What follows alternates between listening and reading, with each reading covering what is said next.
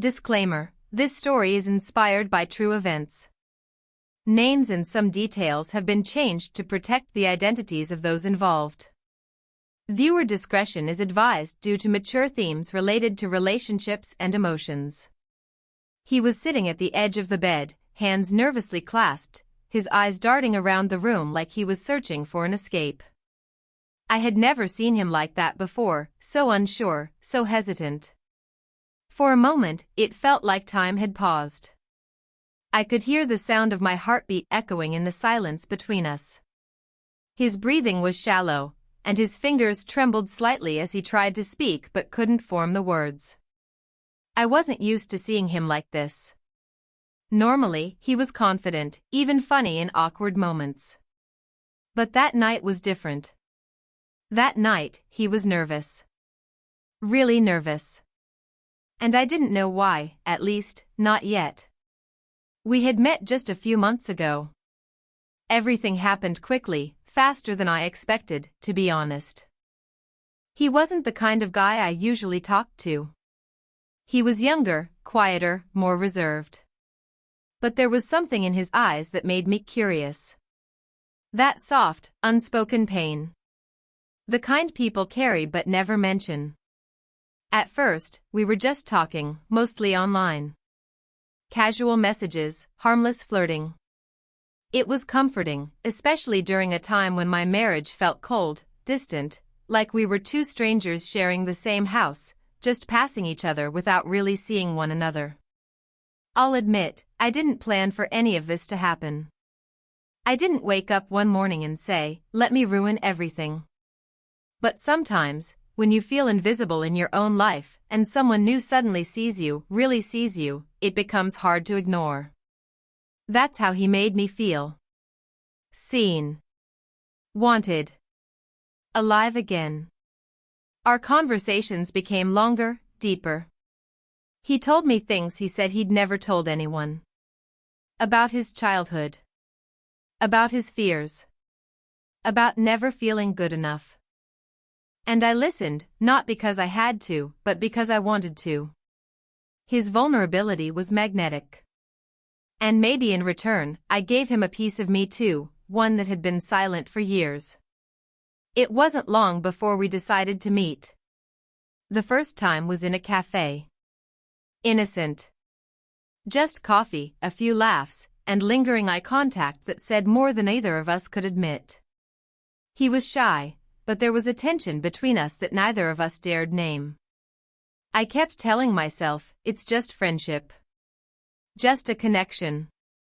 But deep down, I knew it was more than that. And he knew it too. The messages after that got more personal. More emotional. Sometimes even flirty. Still, there was a line neither of us had crossed. Not yet. But lines are fragile, and all it takes is one moment of weakness to erase them. One evening, I got a message from him. He said he needed to talk. He sounded different. A little anxious. I invited him over, not thinking much of it.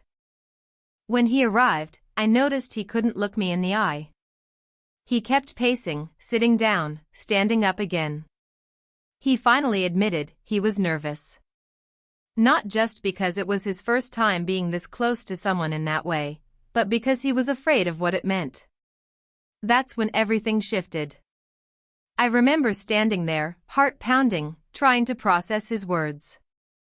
He looked so vulnerable, like a boy pretending to be a man. And I suddenly realized, this wasn't just about desire. It was about trust. About connection. About something deeper than either of us expected. I took a deep breath and told him he didn't have to prove anything. That nothing had to happen if he wasn't ready. But he looked at me and whispered, "I want to. I've never done this before. Not like this. Not with someone I care about." That sentence hit me hard. Not with someone I care about. It made me question everything. What had started as a distraction was slowly becoming something else, something that terrified me. I could feel the tension thick in the room, the kind of silence that wraps around you like a storm. Part of me wanted to back away, to stop things before they went too far. Another part, the one that had been neglected and ignored for years, wanted to lean in, to be touched, to be seen, to feel something again. And then, just as I reached out to hold his hand, the front door clicked open. My heart stopped. I hadn't heard the car. Hadn't noticed the time. But I knew that sound. My husband was home. I froze. He was still sitting on the bed, confused. I could see the panic start to rise in his eyes as footsteps echoed down the hallway. I turned to him, not knowing what to say, not knowing what to do. My mind raced with a million questions. What was I about to do? What was I risking? And what would happen if the truth came out? But before I could say anything, the bedroom door creaked open, just slightly, and everything I thought I was prepared for came crashing down in one breathless moment. What happened next? I never saw coming. He stood up so fast the edge of the bed creaked. His eyes darted to the door like a deer caught in headlights. My heart was pounding so hard I was sure it could be heard across the room. The door didn't open all the way, just a crack, but enough for a shadow to fall on the floor. I didn't know whether to hide him, to speak, or to run. For a few seconds, no one said anything. Then, the shadow disappeared. The door quietly closed. I exhaled, not even realizing I had been holding my breath. I have to go, he whispered, his voice dry, barely there. I nodded, but my body stayed frozen. He didn't wait for me to say anything. He walked toward the window, thankfully the one facing the side street. I helped him lift the pane. He looked back at me, and for a moment, his eyes said everything we were too afraid to speak. Then he was gone. Just like that. I stood alone in the room, the silence louder than before. I didn't move for what felt like hours, even though it was probably just minutes. Then I heard the faint sound of the TV in the living room. That meant he hadn't seen anything, at least not yet. But it was too close. Way too close. My hands were shaking as I fixed the bed, trying to erase any trace of what had almost happened. Later that night, lying beside my husband, I couldn't sleep. He was already snoring softly, unaware of how close his world had come to unraveling. I stared at the ceiling, questions flooding my mind. How did I let it get this far? What was I doing? But even as I asked those questions, a part of me still replayed the look in the boy's eyes. That raw honesty. That mix of fear and want and something else, something I hadn't seen in years. Genuine care. The next morning was tense, at least for me. I went about my usual routine, coffee, breakfast, small talk. But every word felt heavy, every moment like it could slip into disaster if I wasn't careful. I kept watching my husband's face for any signs, anything that hinted he knew. But there was nothing. Just the same distant look he'd worn for months. Maybe even years. Like we were sharing a space but living in two different timelines. It's strange how fast things can change. Just weeks ago, I felt invisible. Like I was just moving through life without really being in it. He stopped asking how my day was. Stopped noticing new clothes, new haircuts, even tears sometimes. I kept making excuses, he's tired, he's working hard, he's distracted. But deep down, I knew. We weren't connected anymore. The love had slowly faded into routine, and routine had turned into silence. That's when the boy came along. I wasn't looking for him. It started so simply, he was just helping me carry groceries one afternoon. A polite smile, a small conversation. But something about the way he looked at me made me feel like I mattered again. Like I was still someone worth noticing. He started finding reasons to come by. helping fix a leaky tap, offering to mow the lawn. Always respectful, always cautious. But underneath it, I could sense the pull between us growing. We tried to keep it light, even joked about how weird it would be if anyone thought anything. But the truth was, we were getting closer. Emotionally first. Then physically. But that night, when he told me it was his first time, when I saw how nervous he was, it made everything feel real in a way I hadn't expected. He wasn't just someone looking for a thrill. He was someone who cared. And that scared me more than anything else. Over the next few days, I tried to act normal.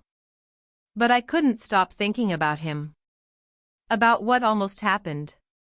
About what could still happen.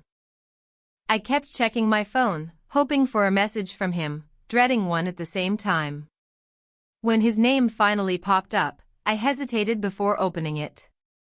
"I'm sorry if I made things worse," he wrote. "I shouldn't have come over. But I meant what I said. I care about you. I just don't know where we go from here." I stared at that message for what felt like forever. I didn't know what to say. Because I didn't know where we went from here either. I was caught between two lives, one I had built for years, and one that suddenly made me feel alive again. Neither choice felt safe. Both carried risks. And no matter what I decided, someone would get hurt. The next time I saw him, it was unplanned. I was out for a walk, trying to clear my head. He was sitting alone at the park bench where we used to talk before all this started. I almost turned around, but he saw me. Our eyes met. He didn't smile, just watched me quietly. I walked over, sat down beside him. Neither of us said anything at first.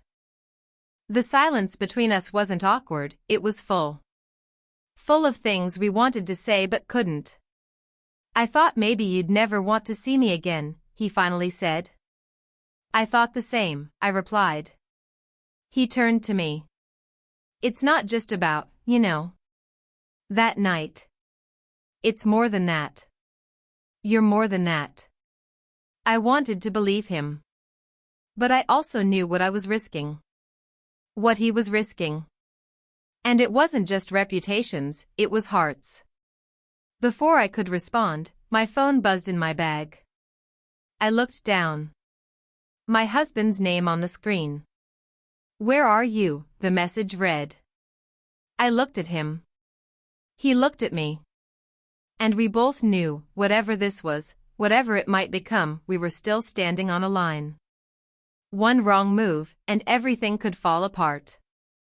And yet, part of me still wanted to cross it. I didn't reply to the message right away. I just stared at it, feeling that familiar wave of guilt tighten in my chest. He sat beside me silently, not pressuring me, not asking questions. Maybe he understood that even small choices now felt heavy.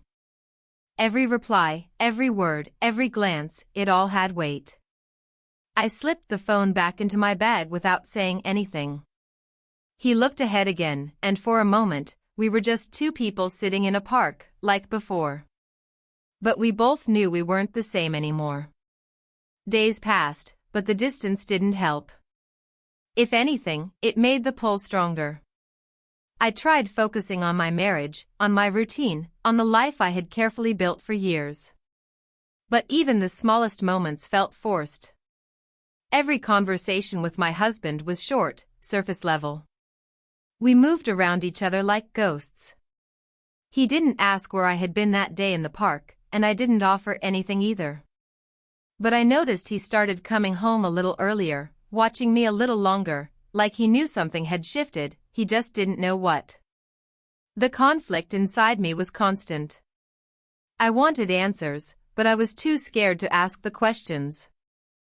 What if I chose wrong? What if this boy, this young man, was just caught in something temporary, something he didn't understand?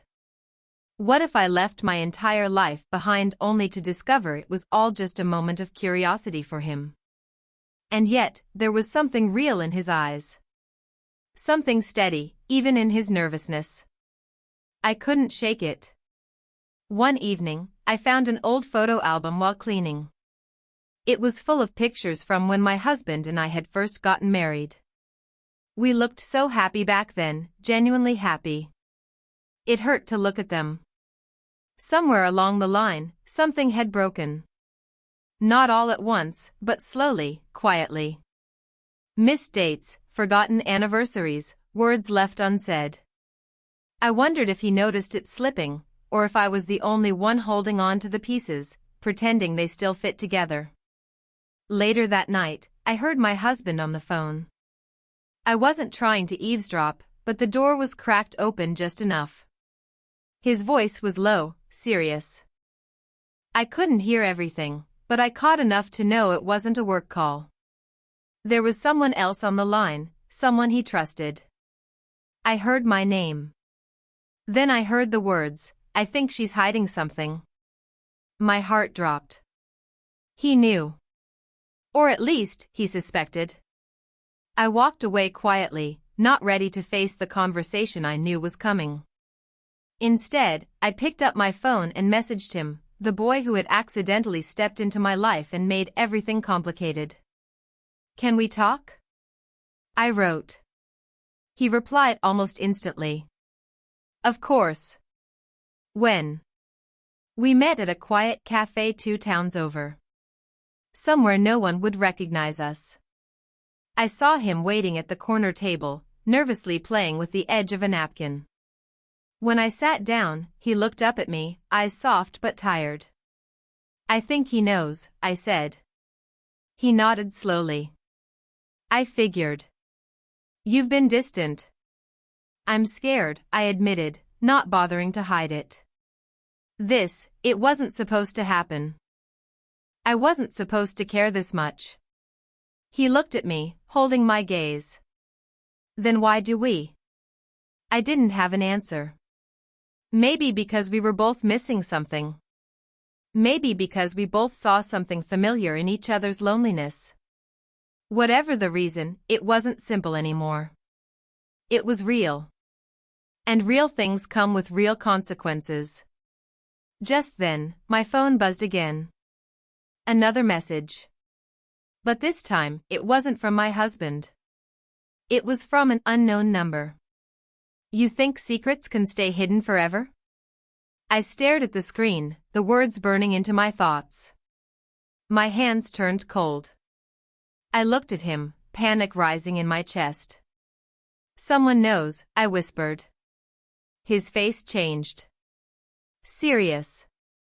Alert. We weren't just tangled in emotion now. We were being watched. And whatever was coming next, we weren't ready for it.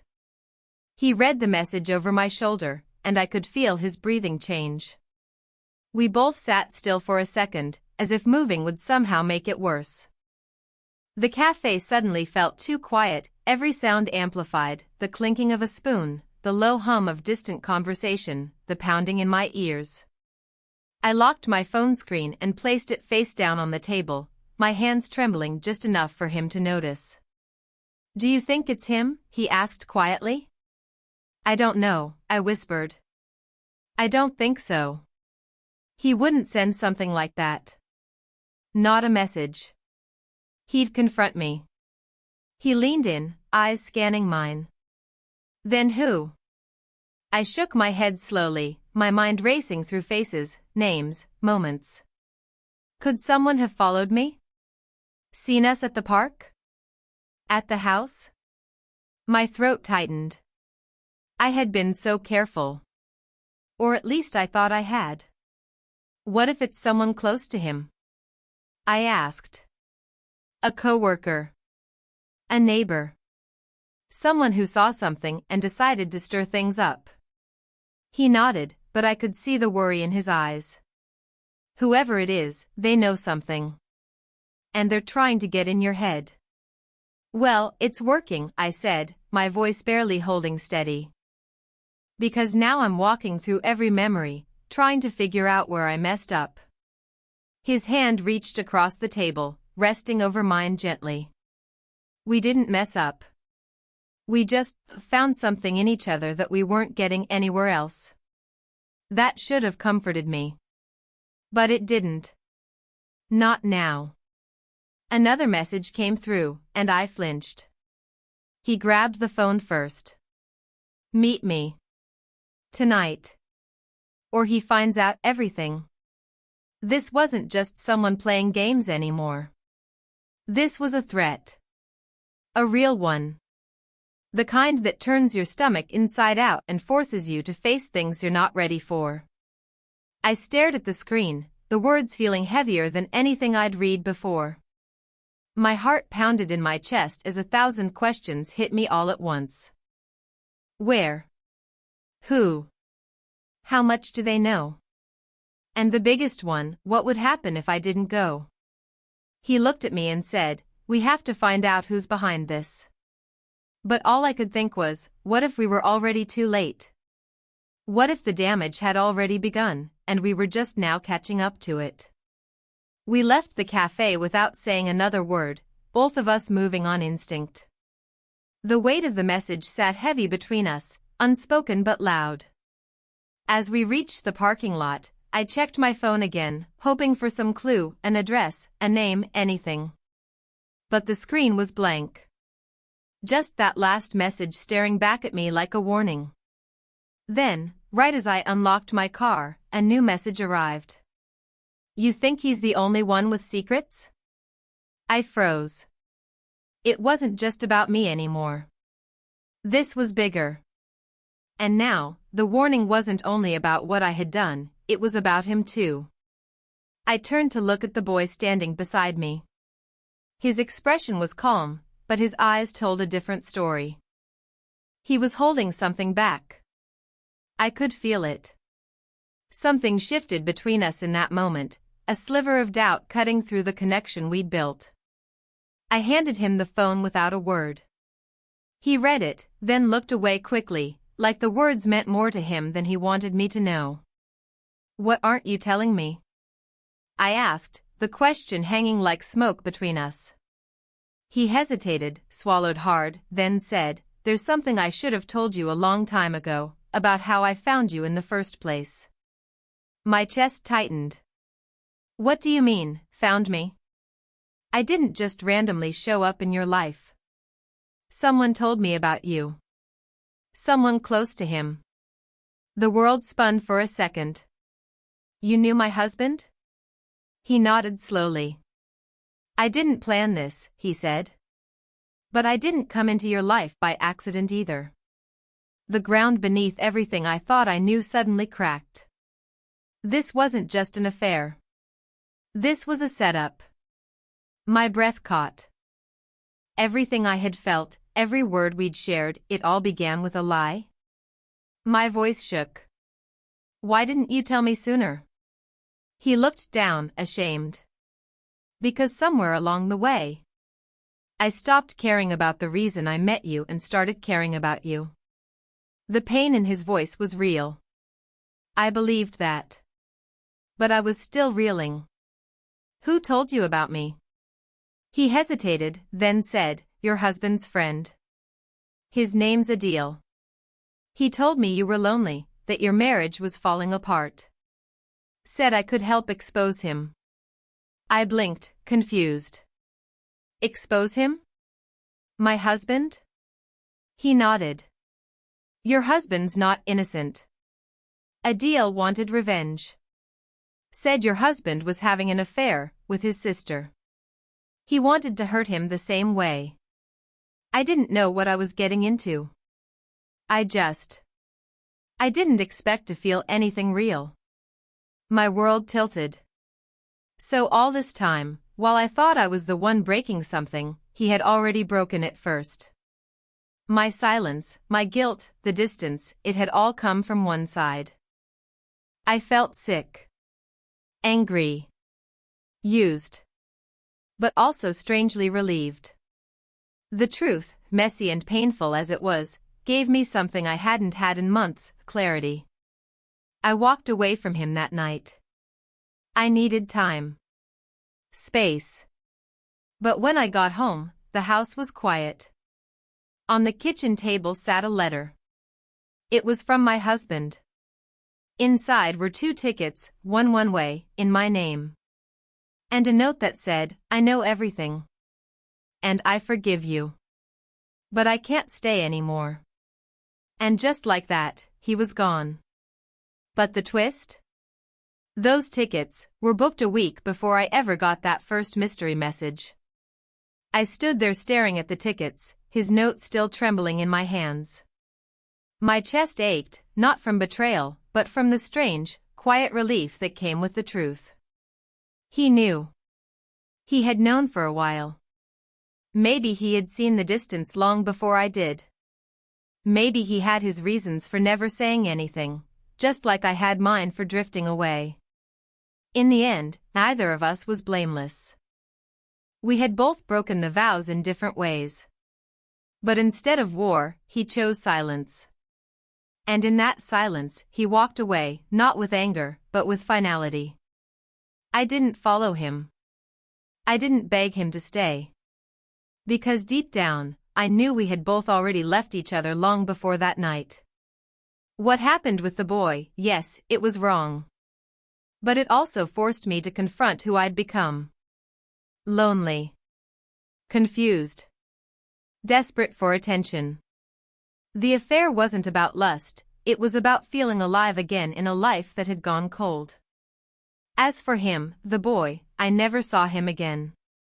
He disappeared quietly, maybe out of guilt, maybe because he knew there was nothing left for either of us to fix. What started with nervous hands and unspoken tension ended with more damage than either of us imagined. In the end, I was left with truth. Not love. Not revenge. Just truth. And sometimes, that's enough. Because from truth comes healing. And from healing, maybe someday, something real. Something honest. No more secrets. No more lies. Just peace.